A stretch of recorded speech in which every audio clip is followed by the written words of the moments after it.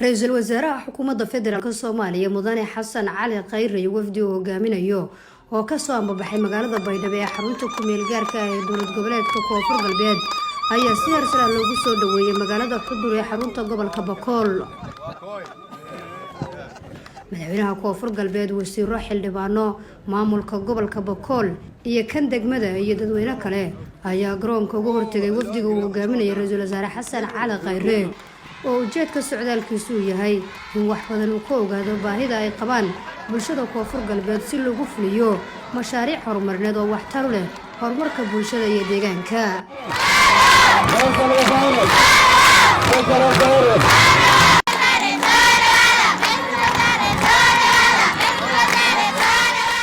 ra-iisul wasaaraha xukuumadda federaalk Soomaaliya mudane Xasan Cali Khayre ayaa dadweyne isugu soo baxay soo dhaweyntiisa waxa uu kula hadlay garoonka kubadda cagta ee Dr. Waaberi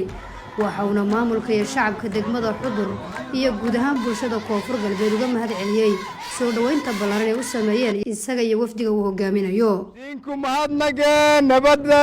isin sheenten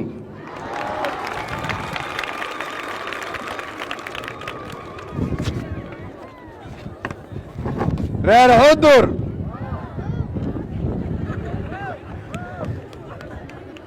ini biyo ceel maandheere isla dhadno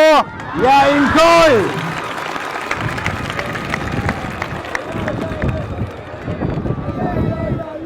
haye reer Xudur wal eed in may ii malabkii tiyooglow yaa fadee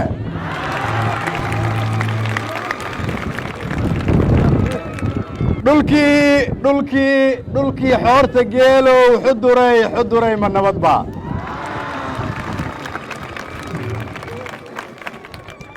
xabagtii udgoonayd xeradii lahayday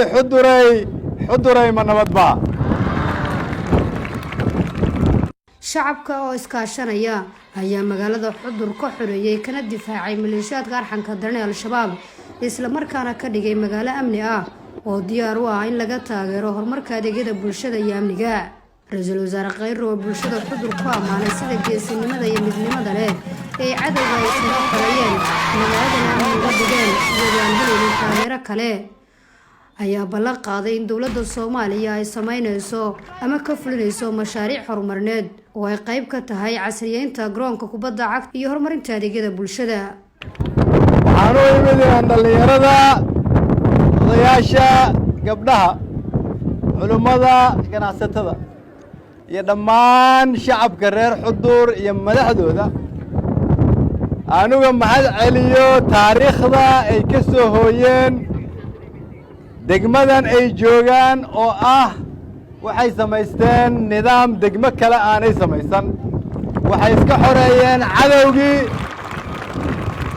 oo u soo dhowaan waayay sababtoo ah geesiyaasha reer Xudur awgeed waxaan ku faraxsanahay inaad Soomaali tihiin waxaa sharaf ii ah inaan ra-iisul wasaarihiin ahay waxaa sharaf ii ah inaad magaaladiinna igu soo dhowayseen iyadoo amnigeeda idinku aad suganaysaan cid kalena aanay idinla sugayn waxaa kaloon rabaa maalmaha halkan aan idinla joogno aniga madaxweyne Cabdicasiis inaad noo sheegtaan baahida aad qabtaan si degmooyinka iyo tuulooyinka oo kala dhanna aad cadowga uga xoraysaan safarkanu waa safarkii loogu yimid Xudur in Xudur wax laga barto